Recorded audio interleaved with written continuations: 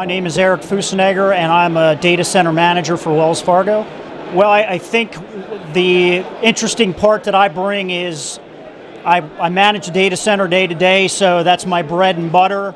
How is AI going to change what my team does every day? And I think that's what we're probably grappling with now. We certainly use some of it with the tools that we use, but at the end of the day, what does AI look like in the data center? I'm not really sure at this point. Do I see robots running up and down my aisles instead of operators? Maybe so, maybe as an upfit, but ultimately I personally think, first blush, we're always going to need humans in there, maybe as a backup to the AI.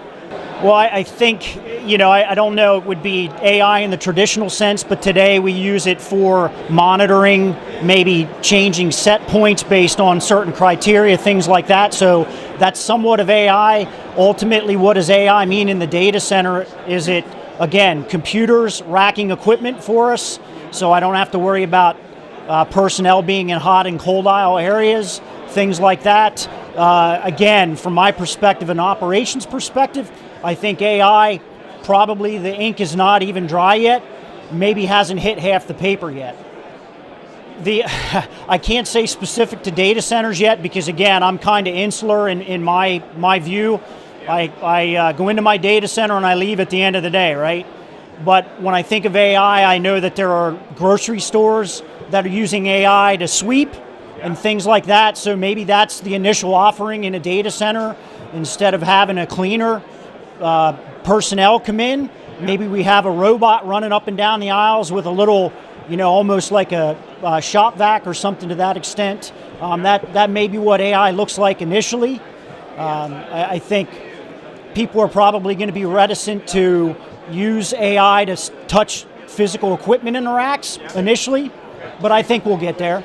I think AI is the actual evolution of the DSIM tools and the bolt-ons and the things that a data center manager might want, the single pane of glass, if you will.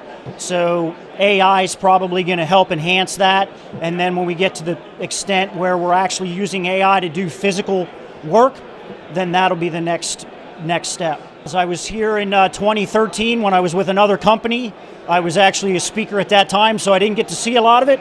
I'm hoping to see more today, but I'm very impressed so far. The vendors have a lot of good information, a lot of things that, again, if you never wander out of the data center, you're never going to see.